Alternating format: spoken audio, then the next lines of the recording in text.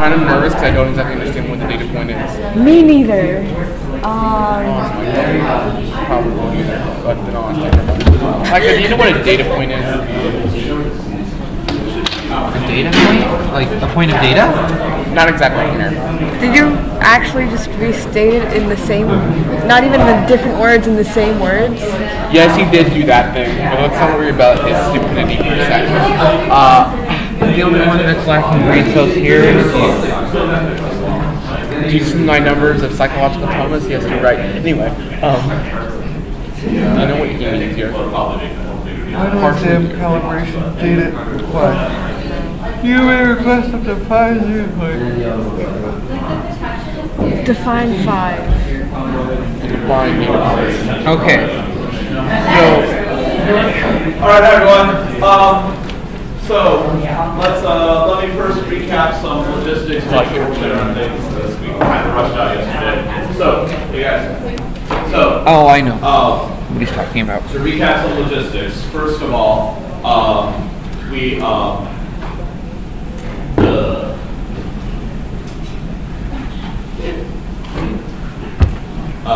so the retake makeup thing, right, that I gave out yesterday, everyone got one, right? Yeah. Unfortunately. It's not due today. It is due Monday. Okay.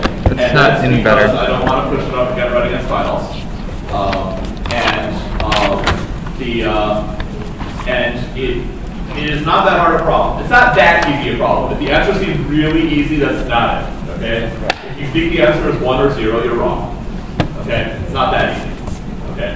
It requires some actual it requires some actual work, but it is not like it is more tricky than hard. How about that? Right? It's more about catching the tricks. Once you catch the tricks, the amount of computation is small. So unlike that other one, which had plenty of tricks and a lot of computation, right? So I just say that out there. I encourage you to talk to other people about it and figure out how to do it, right? It is not meant that I do not believe that every person in here would be able to do a fairly tricky problem like this perfectly by themselves, but you have to be able to talk to. So I encourage you to do such a thing. Okay. Then the other thing is the calibration events, right? I need calibration events this weekend so I can generate them for you. I went to sleep last night instead of doing anything, and it was great. Okay, I recommend you all do the same. Why? It's been 2 days. No. And so I didn't send out the email reminder I was intending to. But I may have some time today, we'll see, for groups, but we need each group to send in up to 5 events that you're requesting from me. And there's this document, a little spot on Google for you to do so, and I gave you a little description of what to put in. Yeah. Accelerators do not need to worry about that. We need to worry about it. I mean, what does that mean? I mean, we have like our own version of calibration. You don't need to calibrate it. You will be expected to calculate things. The things you calculate will be based on existing knowledge and principle. That's to say, knowledge of four vectors, Feynman diagrams, and so forth. You guys have those relativity books. Remember I gave those to you? Hope you kept them in good shape. If you could please bring them back when you are done with them. Oh. Which, maybe now, that's cool. If some people, no, that's not how it works. I feel like probably you're done with it. But if you really feel like you want it for whatever reason, you may hold on to it as long as the final. I just don't particularly see if that's necessary. So I would just say bring it back, So Monday, Tuesday, bring it back. All right. Good. And the final itself is on Thursday, 2:30, I think. Yeah, 2:30 to 4 into. Last year, I will just as a disclosure, last year people requested and I gave an extension on time because it was at the end of the day, so that's doable. And it's at the end of the day again. So given that, I would recommend not scheduling anything right at 1. Just saying. Because it may happen again, and I may grant it again. So, yeah. Last year, I might give as much as half an hour. I did that last year, and that was, which is, that's a 33% increase I'm not going to go any further than that. I have to pack and leave the next day. So, all right. So, yeah. Okay. Good. So let's talk about things we need to know about accelerators, particles, detectors, and all that stuff. The main point at issue for all the groups, including the accelerators, is really starting with the point of collision. And so, now the stuff that I tell you will have different applications in different groups, of course, depending on the nature of your accelerator. But I want to try and address some of the issues that Dr. Lincoln brought up so that you're aware of what that means.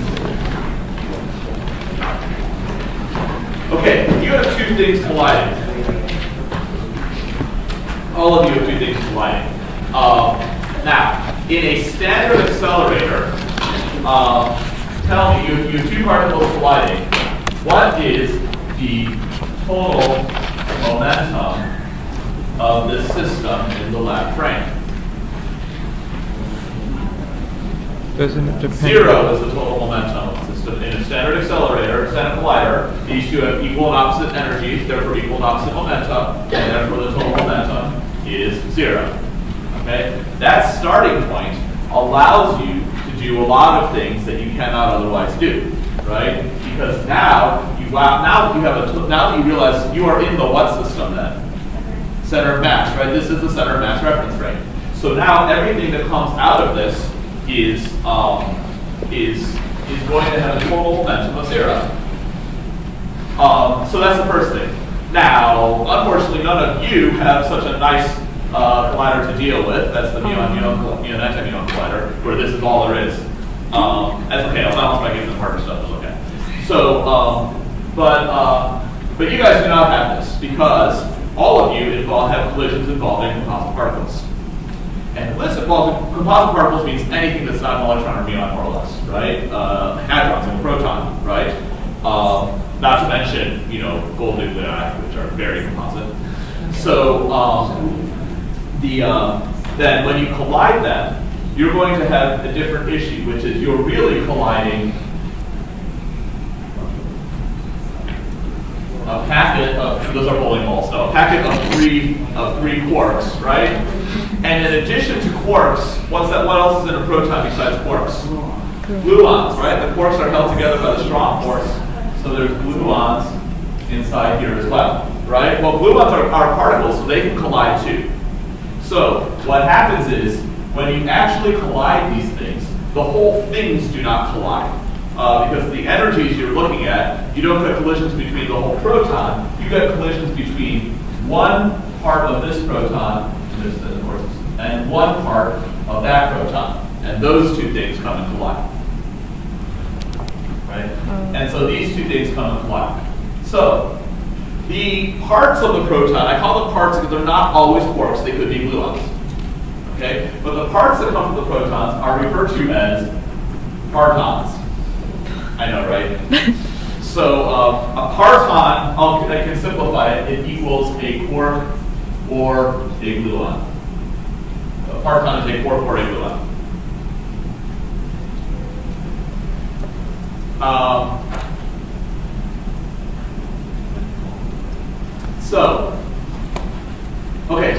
So we have these partons. So what's going to happen is one parton from here and one parton from here are actually going to interact and collide. It's basically impossible to get more than one from each. It's hard enough to get one from each, so it's basically impossible to get more than two total. So this is what you have. Now tell me the total momentum of the partons. What can you tell me about the total momentum of the partons? Not 0, right? Or in general, not 0, because they're just a piece of these things, right? So because of this, you can no longer assume that the total momentum is 0. This makes things more complicated because you no longer have nice assumptions. In particular, you have things going this way and this way are not, you cannot be sure that the momentums in these directions are going to cancel out now, right? This makes things more complicated. And thus, and this is what Dr. Lincoln was talking about. Because you no longer know that the total momentum of the partons is 0, then that means you can have a total momentum that is imbalanced in some way. And that imbalance means that there's Lorentz transformations to deal with to go to other reference frames. And that's why he said you should use a Lorentz invariant structure like a cylinder with the eta divisions rather than a sphere, which does not naturally match, right? And what he was talking about is a cylinder looks like this. If you have to boost it, right, and you transform this into another reference frame, if you transform it into another reference frame in this direction, a cylinder transforms into what shape? Another cylinder, just a squished one, right? And those eta divisions, the pseudo-rapidity is designed to be Lorentz invariant, so that will not affect anything. However, a sphere in the lab frame, if you transform it, what shape does it transform into? Some kind of weird squished oblong thing, right? And so this is no longer the same shape. So the cylinder is basically a Lorentz invariant shape in the sense that it will change. It will still be a cylinder when you're done, but a sphere is not, and thus the geometry is a lot harder to deal with. This is what Dr. Lincoln was talking about. Okay. Anyway, you guys are stuck with the detectors you have. So it's okay. I'm not going to require you to do crazy stuff with it, so you'll be fine.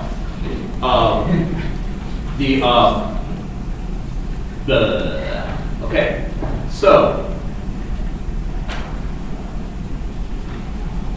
Oh, I just realized something. Okay, doesn't matter. It's not relevant to you. Okay, good. So now we have this. There is, however, an assumption we can and do make, okay, at least to a good approximation, which is, while these things are moving in this direction, right, and we don't know their total momentum in this direction, we can make, to pretty good reliability, an assumption that these things are still moving this way, right? And what kind of energy do they have in this direction? Well, yes, that's true. I mean, like what level of energy? A lot. Good. That kind of energy. That's what I meant, right? There's a lot of energy going this way. How much energy is going this way? Very little, right? Close to nothing. The beams themselves have almost no motion in that direction. They're very well controlled. Now, the partons, it's true, are moving around a bit, so there is some motion that way, but it's very little. As a result, we make the assumption that the total transverse momentum, okay, T is for transverse, equals 0. So there's an important idea that we call transverse momentum. And transverse momentum, transverse means perpendicular to, in this case, to the beam axis. Okay, so transverse means in this direction. This is the transverse direction. Okay, so what we're saying is we don't know about momentum in this way, longitudinal, as they call it, but the transverse momentum we're saying is still going to sum to 0, or very close to 0. So the transverse momentum sums to 0. Okay. Now, why is that useful? Okay, because of that, the transverse momentum becomes the thing that we really, really focus on, rather than the total momentum. Because the total momentum, if you see a part, if you think about it, let's say we see a particle that shoots this way, right? Well, that particle, where did its momentum come from? Sorry, there's two choices for where the momentum comes from. It could have come from the initial energy of the beam, right? The initial momentum of the beam, or it could have been added in the interaction itself. Right? Well, when it's shooting down this way, you can't tell whether it came from the interaction itself or it was just already going that way because it was in a crazy fast-moving proton. Right? But a particle that goes more or less straight out, that one could not have been given that momentum by the beam, which is not moving in that direction. Therefore, it must have gotten its energy from the interaction itself. So the transverse direction is like gives us all our information, and so because of that, we usually look at our detector in a what do we call this? A front view. Like this is the way we usually think of things. We focus on it in this direction. Okay. So now, tell me about what do we see in our detector, because this is what we need to focus on, right? What do we see? We don't see particles. So what do we see? We see tracks. We don't actually see tracks, though. What do we actually measure?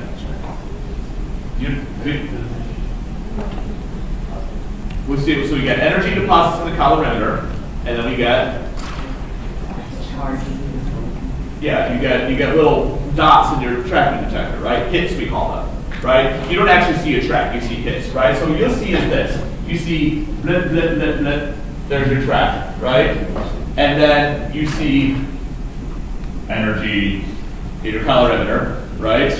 You'll see two chunks of energy, one for E and N and one for hadronic, right? And then out here, if it's a muon, you'll see blip, blip, blip, blip, blip, depending how you design your gun detector. Right? So this is what you're going to get. You're going to get blips, chunks of energy, and more blips. Right? And I will be handing those out to you, and you will be figuring out what to do with them. Yes? Does it not have a constant like curve in one direction? No. Why not? Because the charge changes direction. The charge doesn't change though. This is one particle.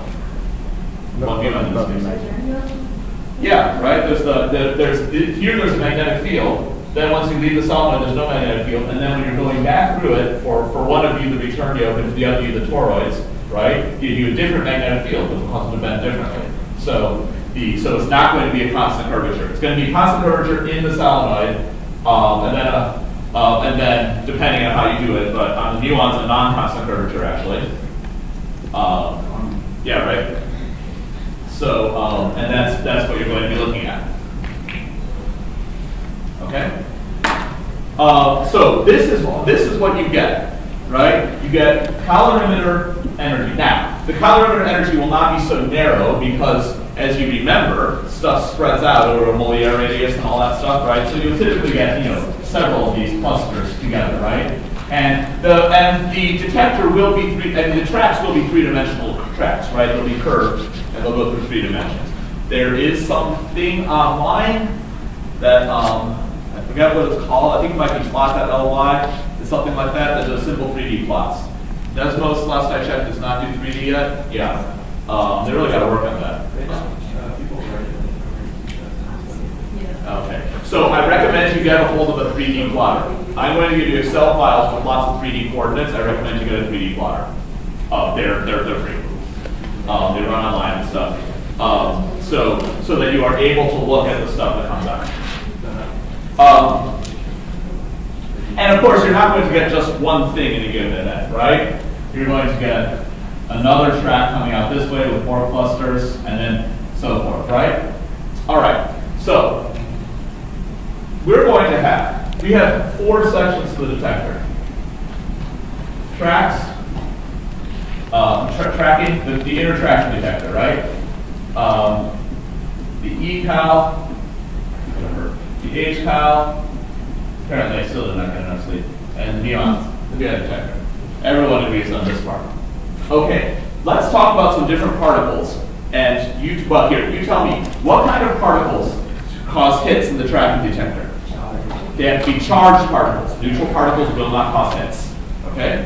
What kind of particles give you substantial energy, give you energy in the E-cal? The electromagnetic interacting ones we call them, which are what? Electrons, photons, good. And by the way, anything that interacts with the H-cal also interacts with the E-cal. They just don't leave all their energy there, but you'll see them too. Okay? What interacts with the H-cal? The bigger particles. So the hadrons, right? And then what interacts here? Muons. Okay. So let's make a little chart. Name a particle. Electron. All right.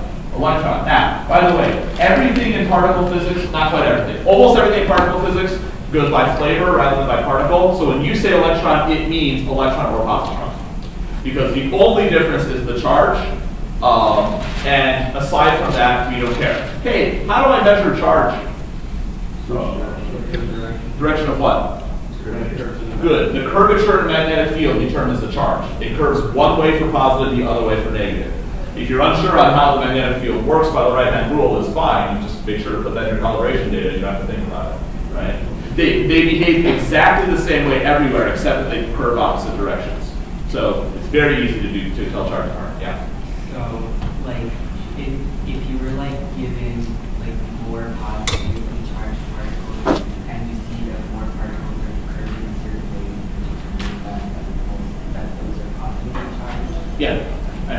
see, you should be able to see every particle, whether it's positive or negative, just by looking at it practically.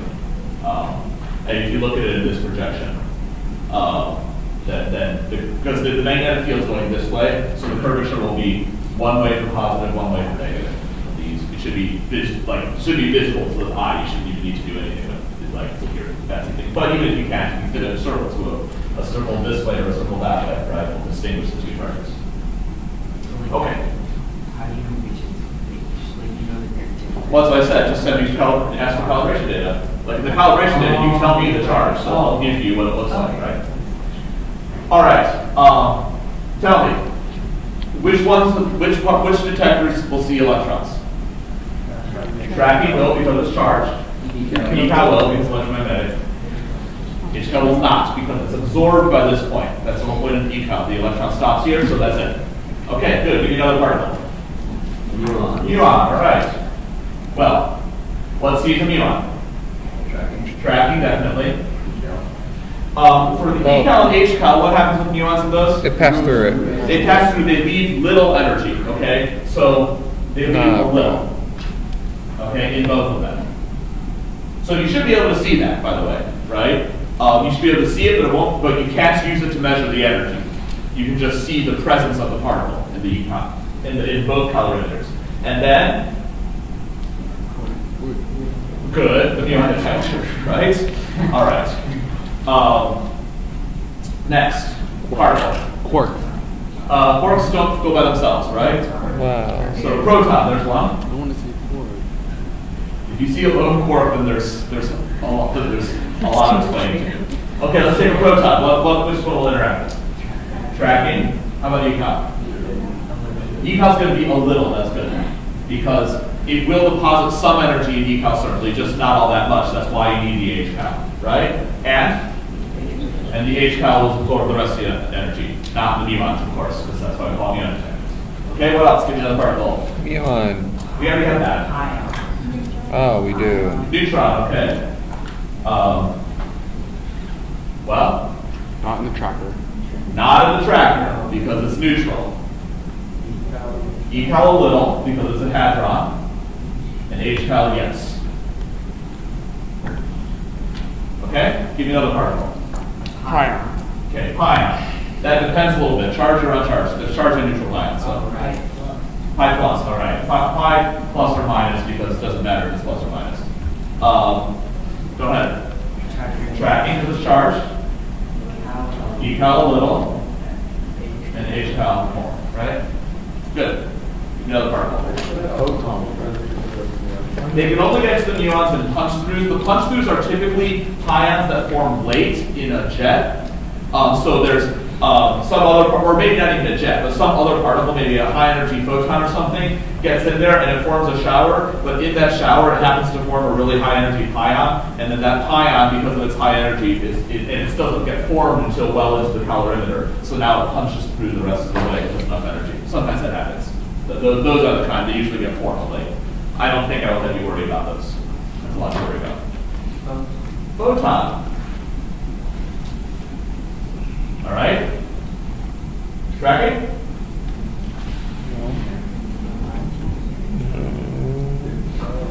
It's not charged, so no. Photons have no charge. Except for those of you, one of you has germanium, right? Germanium will pick up the photon and you can measure its energy. Yeah, that was the point of the germanium pixel, that they can measure photons. Ecal? Yes. HCal? No. It's all absorbed in the ecal. So this is what a photon signature looks like. Okay. The other ones, the neutral pions, are going to be the same as the neutron. The kaons are going to be the same as the pions. I mean, they'll different energy, different masses, but the signatures will be the same. So if you just look at these basic ones, you can see we have a pretty good way of telling the difference between different particles. What about a neutrino? What about what? Never mind. Okay. Got it. I know it doesn't pick up neutrino. I'm not going to question. No, it's not. Okay, good. How can you tell the difference between a pi plus and a proton? Carefully. Well, that's just the energy that's related to what particle it is. How can you tell the difference? What do you have to look at? What about, they're both hadrons. Oh, So, what do you have to look at? The energy? Well, if you were kind by They're the same. They behave the same way. There's only, as far as the detector is concerned, there's only one difference between a pion and a proton, which is, and that will happen for a while. Pion decay. What's the difference between a pion and a proton? Yeah, okay, we can't see the quarks, so what's the difference though? Mass. It's mass, right? So can you measure mass? No. You can measure energy and Momentum and solve Can you for measure mass. mass? Yeah, right? E squared minus d squared. I think I need to make a quick comment about relativistic measurements in 3 dimensions. Because, we haven't actually talked about that. But you have computers to help you, so it shouldn't be that hard, right? But it needs to be warned. Now you have a real 4 vector that actually has 4 components. Not the ones we've been doing in class, which only had 2, but the others are always 0, right? Now you're going to have 4 honest-to-God legit components. And so we had to figure out what that means is now your inner product, let's give this 4 vector a name. John. A, I like it. What would be the consistency letter to use? Not using C. Capital C. Like No, not doing that. Script C. Script C. Factor C. Like illuminated C or something. All right, and it's going to look like this now. Hi, Illuminati. Wow. Okay? More or less, whenever you saw P before your equations, you're going to have to replace that with the magnitude of P. Square root of P squared minus P squared, Px squared plus Py squared plus E squared, magnitude of the vector. Okay? So be aware of this, right? And while we're at that, I should tell you how to calculate transverse momentum. That seems helpful. What's transverse momentum? It's momentum that's perpendicular, right? So if this is my momentum, Px, Py, Pz, which component do I not care about? Z. The transverse momentum doesn't care about the Z component. It only cares about the X and the Y. All right. So the transverse momentum can be defined. You can often do it as a vector, which is a 2-dimensional vector that just includes the X and Y components. Okay. Have we all done vectors? And if anyone has it, it's fine. Give someone else that part. You'll get some choice of parts. So just if your math on this stuff is weak, then on the other hand, if you're in the MI sequence and someone else is in like calculus, you actually might have an advantage having studied this stuff more recently. So sometimes, and sorry, we're bad at notation. If you have a question, you should ask me. But sometimes you will also see the transverse momentum as so. This is the vector version. You will also sometimes see it as a scalar version. And the scalar version, therefore, is just the magnitude of this. That is to say, Px squared plus Py squared. Okay, that if you think about it, it's very straightforward. But I figure you should have it so that you're able to do some stuff. All right. Now, there's one particle we left off here that's still a stable particle, but I always tell you not to think about it. But we're going to think about it today. What's that? It's a particle I keep, whenever you bring it up, I'm like, yeah. What? The neutrino. Oh my god. So tell me, what's the neutrino look like? Nothing. Good. I'm disappointed in myself. Okay, now we're complete. But you might think, oh, well then it's impossible to see a neutrino. No. Au contraire. It's not. It's not because of something very important that we know, or at least assume to be true. Conservation of momentum, particularly, what kind of momentum? Transverse momentum. Let me give you a hypothetical picture. Let's say here's your interaction. This is the front view, right? Here's your interaction, and you have this. Okay? These are all like 100 GeV particles. Okay? Tell me the problem with having a whole bunch of 100 GeV particles shooting that way. It's all. This is not conserving momentum, right? You can't have only stuff going one way and nothing going the other way if the total transverse momentum is 0. Since the total transverse momentum is 0, then what does that mean? Wait, what if they have no mass? That means there should be something over here that in this case is pretty high energy. Right? This thing, what is that? Well, if we can't find it in any of our detectors, it must be a neutrino. And we refer to this as missing ET. Guess what ET stands for? Transverse energy. Transverse energy doesn't make any sense because energy is a scalar, so you can have transverse energy, but they use it all the same anyway. Since energy and momentum are basically identical at this point, because the energies are so high, we can use energy and momentum interchangeably, and so they use it there. The reason it's transverse energy is because we detect this in the calorimeter. We use the calorimeter to find this, and calorimeter measures energy, so they call it transverse energy, even though it doesn't make sense. But the principle of it makes sense, right? You just take these vectors, and if they don't balance out to 0, then you're missing some energy. Right? And that missing energy is your neutrino. Sometimes you'll see missing ET written like this,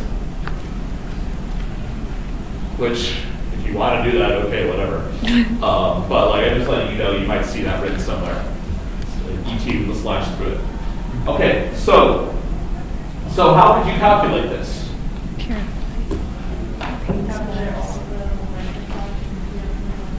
Right. So what specifically would you calculate with all the other particles? Their total energy in one direction. Transverse momentum is what you want to calculate, right? It has to be the transverse momentum, like this, right? So transverse energy is, let me make sure I define this right. Transverse energy is going to be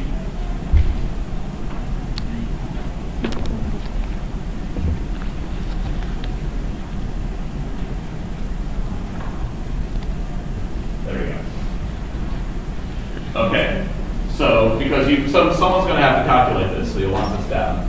Okay, so this is the transverse momentum vector. So it's a vector, right? Divided by its magnitude, by the total momentum magnitude. That's sort of like what fraction this thing is. So this is the total momentum, not the transverse momentum, and then times the energy, which is the scalar, and that will give you the transverse energy. It is projection. It's projection onto the transverse plane, so it's still a two-dimensional vector. Okay? And then the sum of all transverse energies plus the missing ET, so the sum of all the transverse energies plus the missing ET has to equal 0. So you can calculate the ET in each particle, add them all up, as a vector. These are vector quantities. So you calculate the transverse energy of all these things. Add them all up as vectors. You know how to add, it's very important to add them as vectors, right? Meaning that one going this way, one going that way will cancel out, right? So you add them up as vectors, then if you get a number that's not 0, then whatever you have left is your missing ET, and now you know where your neutrino is. And its energy. Right? It's pretty impressive, really. Go us. Yeah. How do you know there's only one neutrino? You don't. You don't. There could totally be more than one neutrino. So you don't know everything. Life sucks sometimes. But no, that's a good point. You don't know. You don't have that part. Yes. So when you find the missing energy, you're basically just finding all the hypothetical neutrinos put together. Right. All the hypothetical neutrinos mixed together will give you missing ET. It is rare to have two high energy neutrinos, though it definitely can happen. And when that happens, then it's much harder. And I will probably not have you worry about that. Yes. How do they know if it's rare or not? Well, I mean, we can calculate it, right? Based on our understanding of the theory, it's very hard to generate two high energy neutrinos. But it definitely can happen. There are definitely processes where they happen. Yeah. We can write the anti-neutrino axis. Yeah, it's the magnitude of the total momentum. Oh, so that means X squared plus by squared plus z squared square root. Magnitude of the vector. E is just the energy measured in the calorimeter. Oh. Right, it's a scalar. Energy is a scalar. Okay? Woo! We excited yet? Thanks, Matt. I appreciate that. Okay, so see, now you get to be like real particle physicists. That's what we have to do. I'm already over It's kind of a distressing amount of math, isn't it? It's actually nothing, right? But, I mean, you'll see it gets, well, it doesn't, yeah. It gets worse if you go into particle lose more heavily. Yeah. I don't get that. Okay, we got that. I want to make sure we don't miss any to you. I'm just trying to recommend them. All right, now. Let's talk about what we need to be ready for them. Accelerator people. These collisions are governed by 4 vectors, right? It's 2 particles and 2 different 4 vectors hitting each other. However, there is, if you have everyone in here is composite particles to deal with. So half of you have half composite particles, right? Because it's positron, proton, with different energies, by the way, which will give you an asymmetrical distribution, which will be really interesting, just by the way. The people who are doing positron, proton, you of course have more, the proton direction is way more energy, so you get a lot more in one direction than the other, which is just how things happen. You know. You're going to have to deal with the interaction of these things, but since all of you have composite particles to deal with, you're not going to have the entire energy of the proton known, right? You're going to need to know what fraction of the energy you get, and of course you have no way of knowing that, so I'll have to give you information about that. You're also going to have to be prepared for Feynman diagrams, because I'm going to make it your group's responsibility to figure out what could come out that becomes various things. So, for example, let's say I draw a simple Feynman diagram. Let's say I have a UU bar and I lay into a gluon, which is the standard way that you can get a lot of things. Okay? What could this gluon go to? So, give me something. You want to answer me one? 4 gluons. There's 4 gluons. All right. Do it. All right. Now where these gluons go? This gluon's going to go to what? You want to answer? More gluons. Down and down. Let's not do the one splitting 2 okay? Top and all right. This is going to go to top and anti-top. Totally legitimate. The energies you're going, totally legitimate thing to happen. Okay, let's talk about the tops. I'm going to need to make some room here. How do tops decay? Remember, tops don't hadronize, remember that? They decay instead. How do they decay? They did that for top. No, W's. They emit a W. This guy's going to emit a W plus, and it's going to turn into a what? A bottom. This guy's also going to emit, this guy's going to emit a W minus and kind of group here. It's going to become anti-bottom. All right. Okay. The W plus is not stable. What's the W plus going to turn into? A what? No, I didn't. Give me specific. Oh, like a muon and All right, electron, well, in this case, a positron, and, oh, I didn't hear what you said. I said what, and then you said nothing, so. And then I said positron. Oh, positron, electron, neutrino. I didn't hear you. I heard that you said something about a neutron. That makes sense. So, all right, and this W minus, what will that go to? What did you say? Okay, muon, neutrino. You guys chose nice easy channels. Remember, particle-antiparticle makes very little difference in our detector. But we can check charges. All right, for this particular interaction then, here's the thing. You can end with bare forks. That's okay. We'll see what happens. We'll do it in a moment. You just cannot end with, here, you can make a list of this. You cannot end with hot forks, W's, Z's. But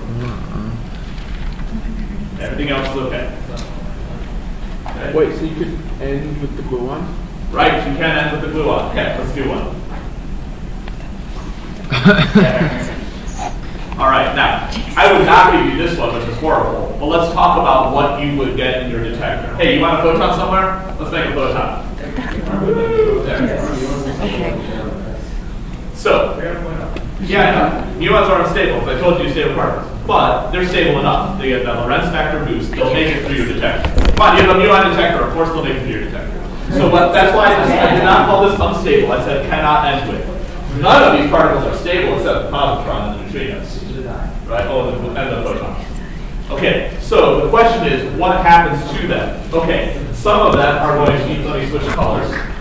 So, some of them, red is going to be what do you see in the detector.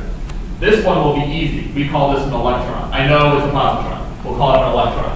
Okay? We rarely distinguish between them. Okay? What else will be easy to see? Muon. Got it. Where did that W come? Neutrinos. What will we see? Missing ET. Missing ET, right? So this becomes missing ET. This one becomes missing ET. They become the same missing ET. You won't be able to tell them apart. Sorry. If these two neutrinos were back to back, you'd be stuck because they'd cancel out and there'd be no missing ET. Now a life's like that. Okay? Now, what happens to a quark? Let's say this quark. What happens to a quark? It's a lone quark, a colored particle by itself. It's going to hadronize. When it hadronizes, it's going to turn into how many particles? A lot. A lot. Good. And what will those particles do? They will shoot out into a jet. Remember we mentioned jets? So this becomes a jet. This becomes a jet. A quark and antiquark are not distinguishable by the time they become a jet.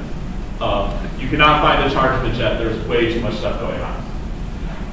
What about the gluon? It'll become the molecule. Which will then become? Particles. What? Does that become what? Well, think about it. Gluons also have color. Oh god. So they're also going to hadronize. They'll become more gluons, and those gluons will pair produce. And they'll produce hadrons as well. So this also becomes a jet. And then the photon becomes a photon. That one we know. Where are we? Okay? What about the B quarks?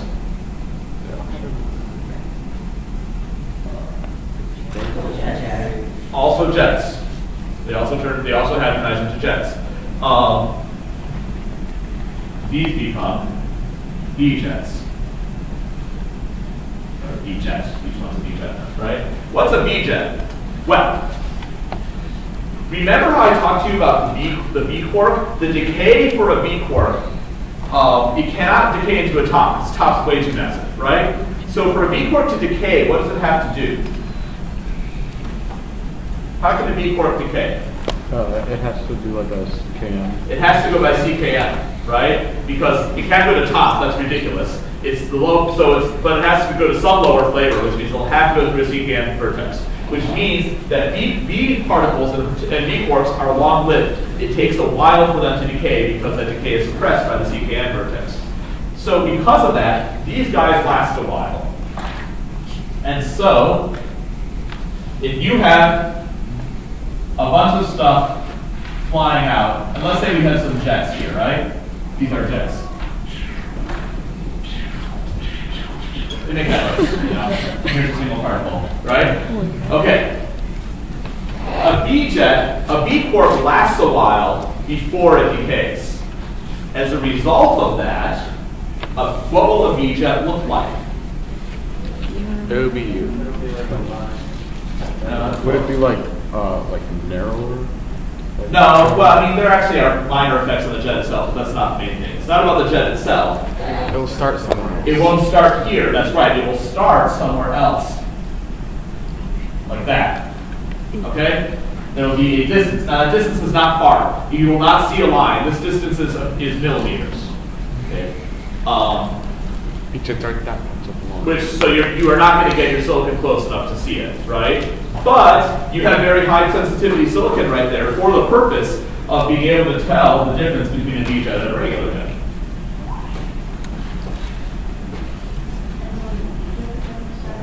It's only the B jets, yeah. Everything else will go to the primary vertex. So this guy's called the primary vertex. This is a displaced secondary vertex. That part makes sense, right? Okay. Good. So, this particular event signature is an electron, a muon, a photon, missing ET, 5 jets, plus, of which 2 are B jets. Okay? Now that's ridiculous. No one does searches for that. That's crazy. But it is not unreasonable to have a smaller number of things. So when people talk about an event signature, it means what can you actually see? And it will be things like we're looking for example, my analysis was looking for a lepton, which means electron or muon, because tau are just no. So an electron or muon, two jets that are both B jets and missing ET.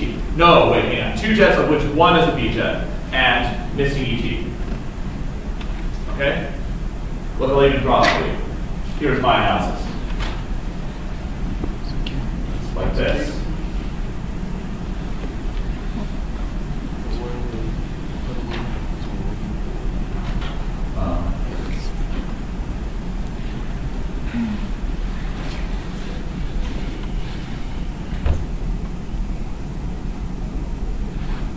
Here's an example of what some we would look for.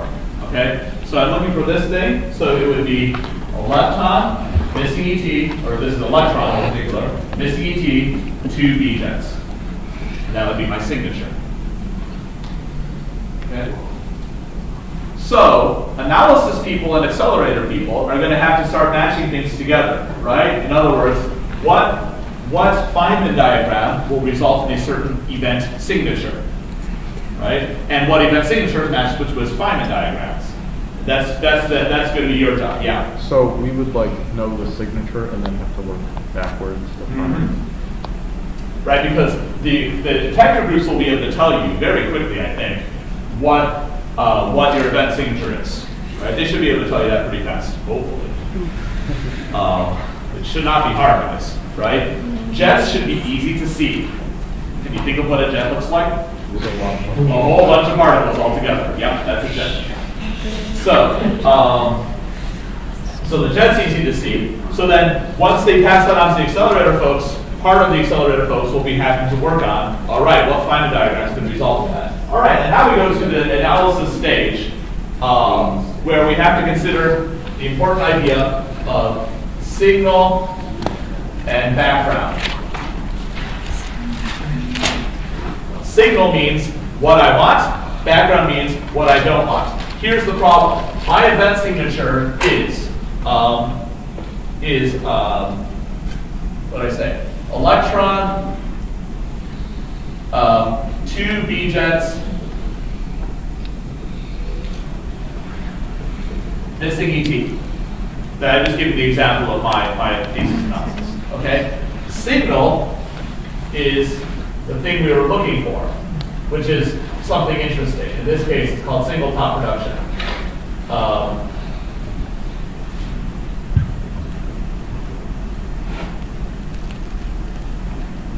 So here's my signal diagram, right? That's the same thing I drew over there. It's the same thing. Okay. Background is something else that creates the same signature. So, for example, the classic one is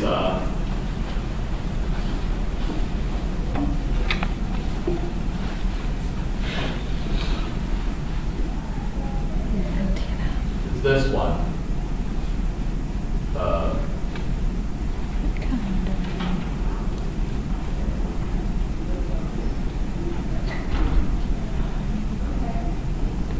Okay? These are two different events, the two different Feynman diagrams that end up with the same particles. You see that? But this one's interesting. Why is this one interesting? What does it have in it? It's a top form, which is fun. This has no top form, so no fun. Nope. Okay? So things that have only boring particles, and for you guys, I assure you, I'm not going to give you anything boring to look at.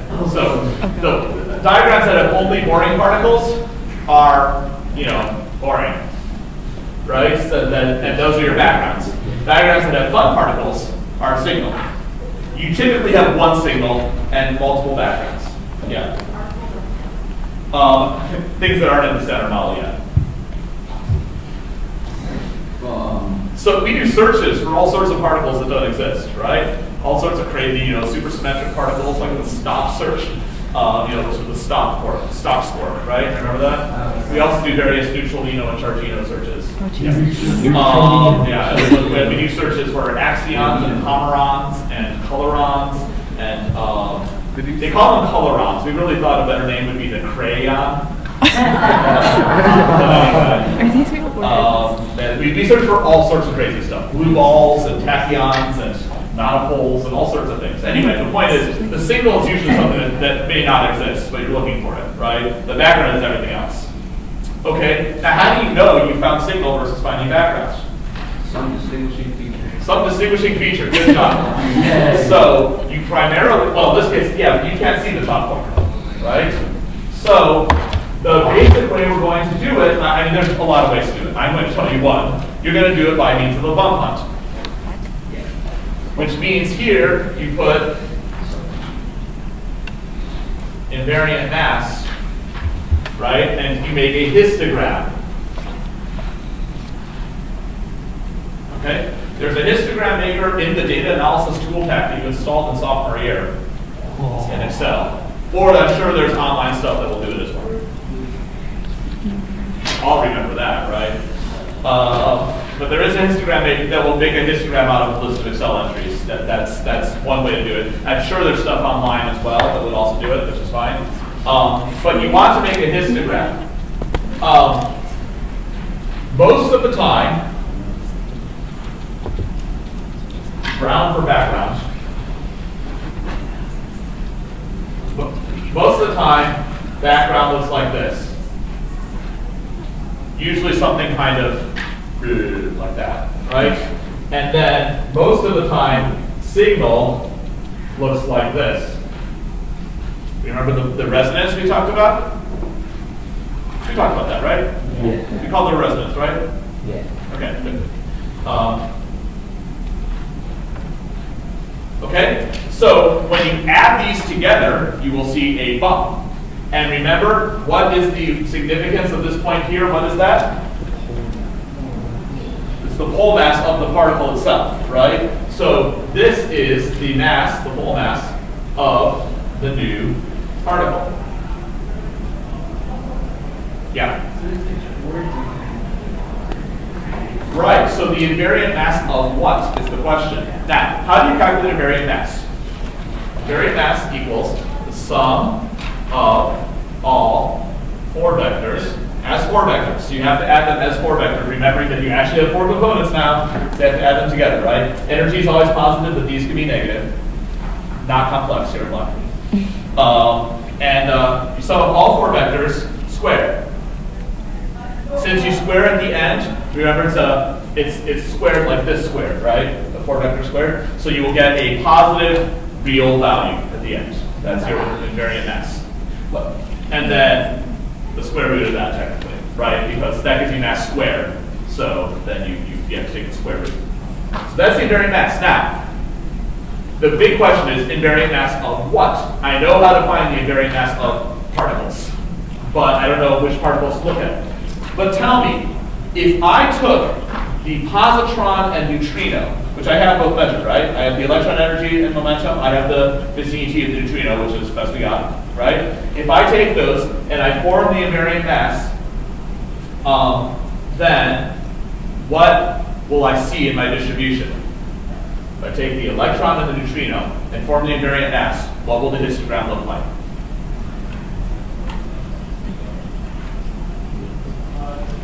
This is what is this? This is the mass of the particle these things came from. So, if I did just the electron and the neutrino and took their invariant mass, what would I get? No, where do they come from? They come from W, so what would it look like? So what would it look like? There would be a spike at mass of W, which is 80 GeV. Okay? So, a spike at 80 GeV means, we found a W, right? Whereas, if I took the neutrino and the B quark, what would I get? Nothing. You just kind of look, there might be like a gentle rise in it, there would be no spike anywhere. That means, okay, nothing there, right? What particles would I have to combine to get the mass of the top quark? You have, well, I don't have a W plus, what do I have?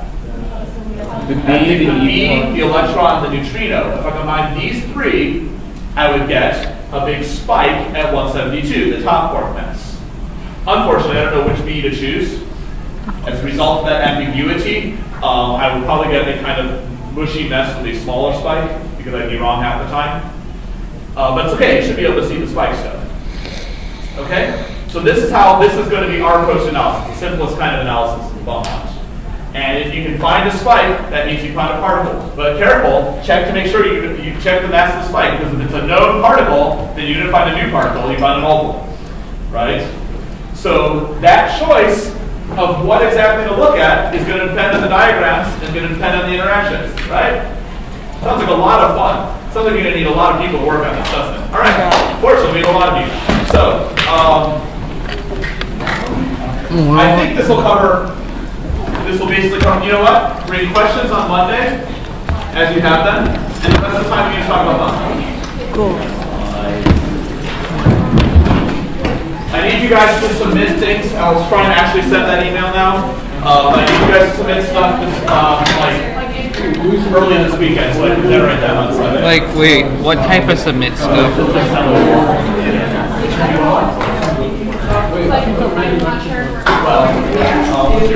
Oh God. Your primary objective is to discover identify jets and ignore them. Right?